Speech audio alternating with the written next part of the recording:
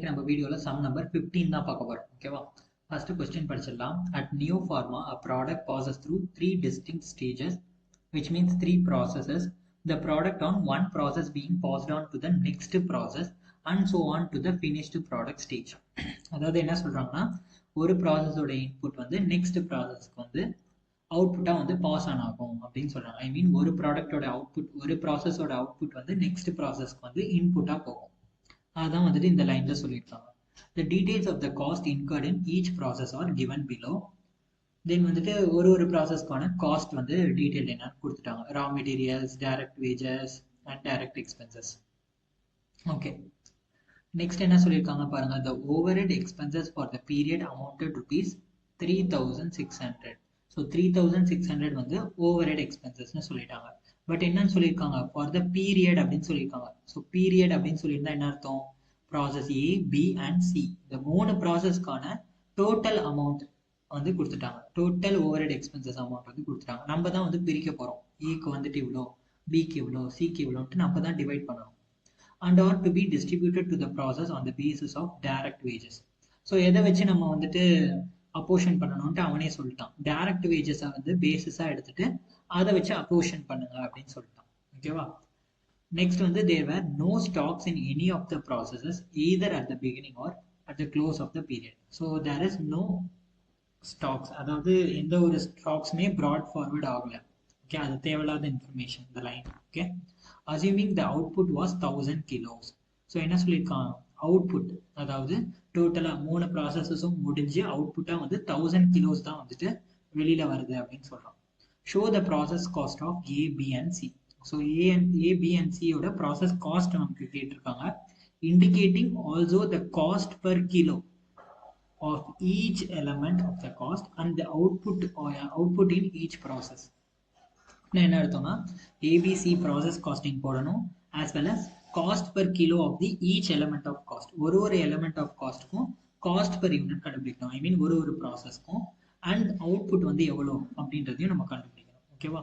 If 10% of the output is lost, 10% of the output அதாவது 1000 கிலோஸ்ல 10% வந்து wastage ஆயிடுச்சுன்னா, what will be the selling price per unit to make a gross profit of 33.333% on the selling price?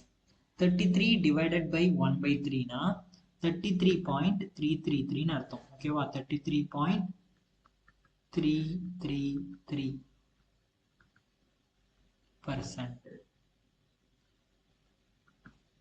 33.33%. Okay, so 33.33% தான் வந்துட்டு gross profit அப்படின்னு சொல்லிட்டாங்க selling ப்ரைஸில். Okay, first வந்து நம்ம ப்ராசஸ் ஏ அக்கௌண்ட் போட போகிறோம்.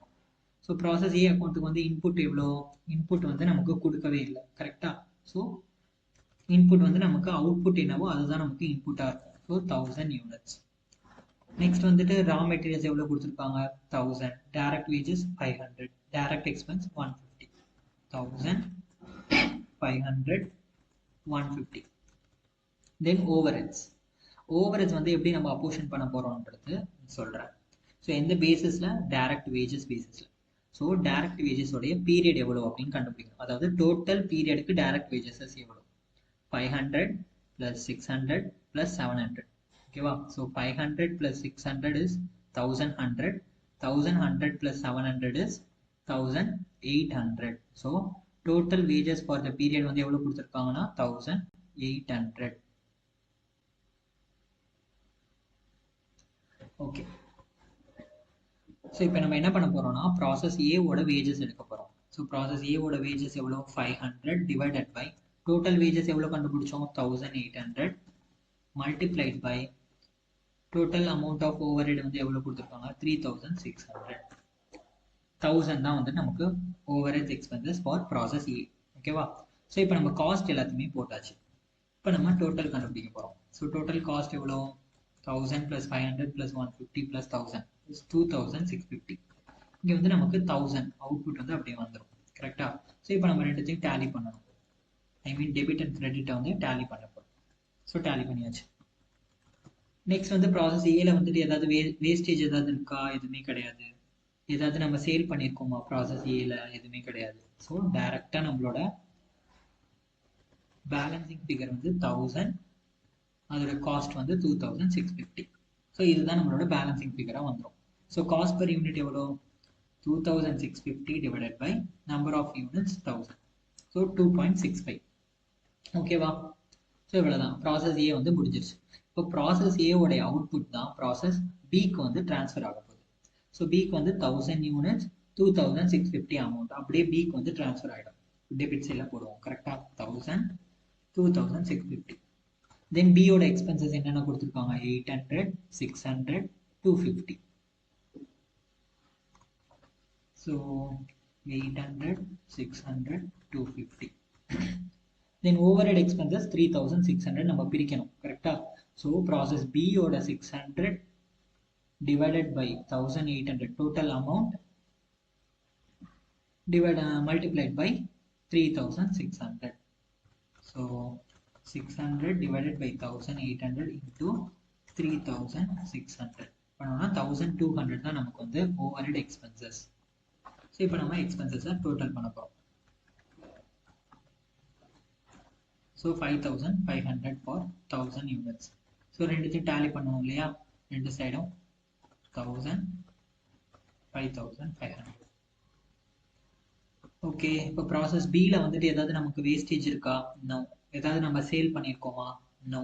ஸோ அதோட பேலன்சிங் ஃபிகர் அப்படியே நமக்கு வந்து அவுட்புட்டாக வந்துடும் 1000 5500. So cost per unit எப்படி கண்டுபிடிப்போம்? Total cost is 5500 divided by 1000, which is 5.5.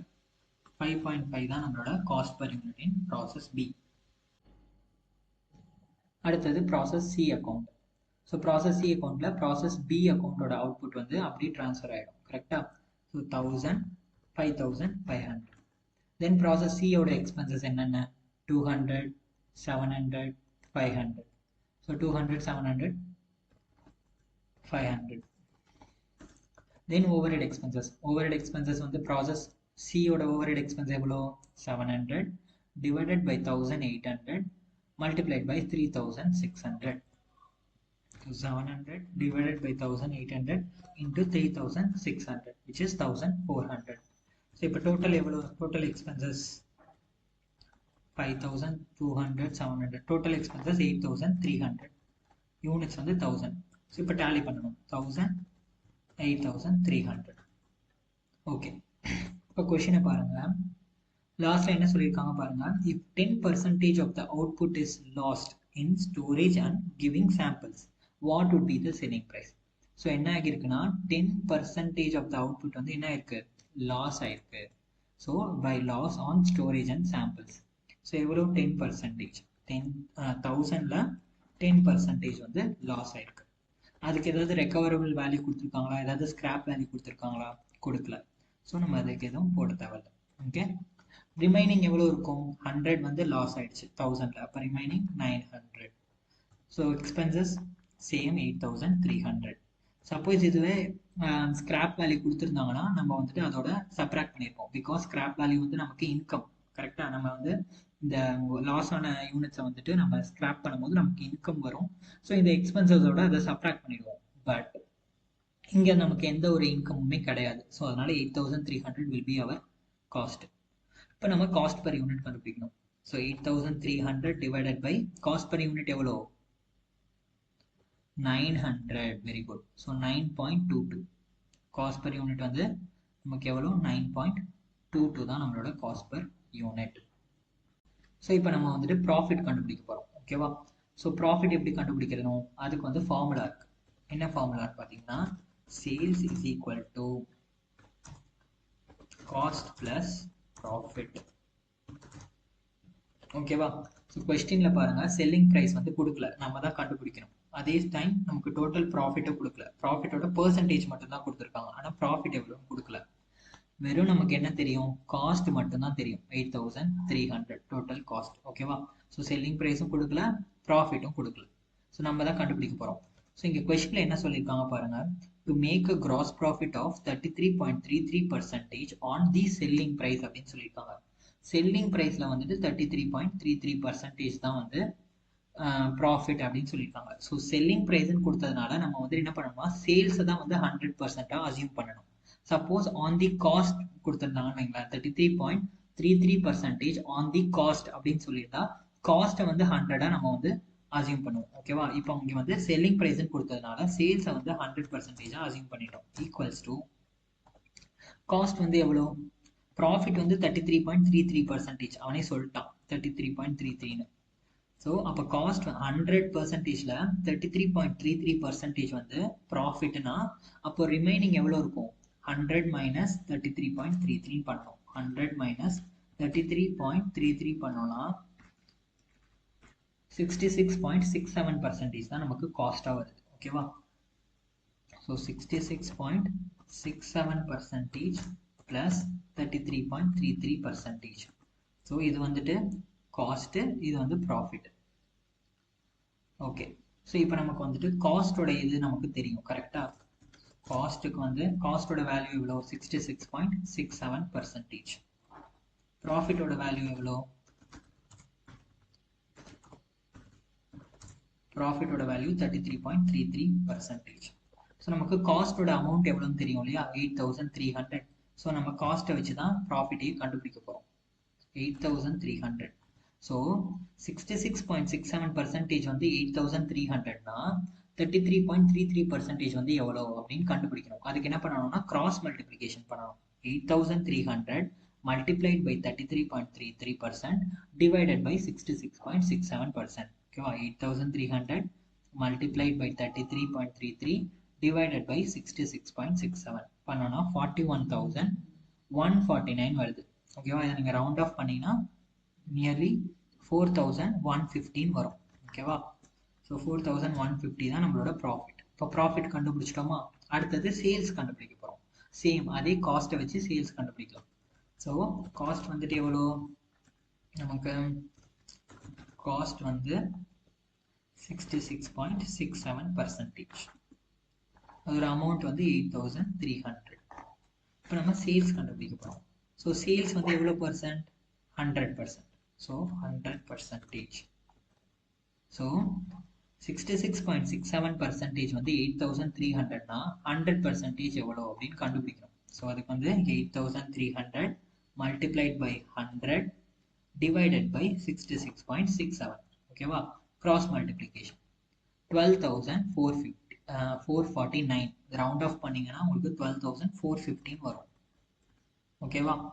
So சேல்ஸும் கண்டுபிடிச்சாச்சு. ஓகே, ஸோ இப்போ நம்ம பர் யூனிட் கண்டுபிடிக்கணும். Sales per unit, cost per unit,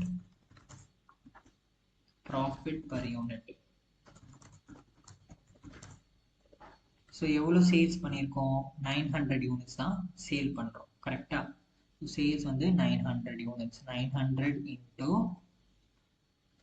sorry total sales வந்து 12,450 divided by 900, which is 13.83 sales per unit.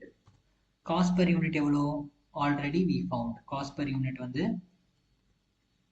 actually cost per unit வந்து 8.3 because 100 divided by 8,300 divided by 1000 தான் வரணும். ஓகேவா? ஏன் 1000 பண்ணுறோன்னா இந்த 100ம் நமக்கு காஸ்ட் தான், இந்த 900ம் நமக்கு, ஏன்னா இந்த 100 வந்து லாஸ் ஆயிருக்கு, பட் அதில் எதுவுமே ரெக்கவர் பண்ண முடியல. கரெக்டாக? ஸோ அதனால நம்ம வந்துட்டு அவுட்புட் எடுக்கும் போது அந்த 100க்கும் தான் நம்ம சேர்த்து தான் அவுட்புட் எடுக்கணும். ஓகேவா?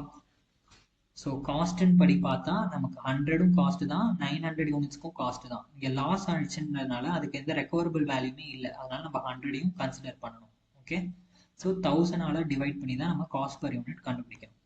ஸோ பண்ணோம்னா நமக்கு வந்து காஸ்ட் பர் யூனிட் எவ்வளோ வருது? 8.3.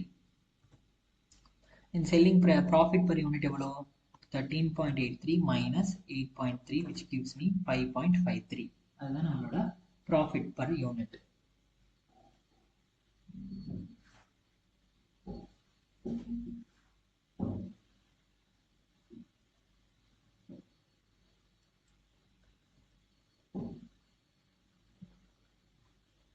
ஓகே, ஸோ அவ்வளோதான் இந்த சம். இதில் ஏதாவது டவுட் இருந்ததுன்னா கமெண்ட் செக்ஷனில் கேளுங்க, நான் ரிப்ளை பண்ணுறேன். ஓகே, பாய்.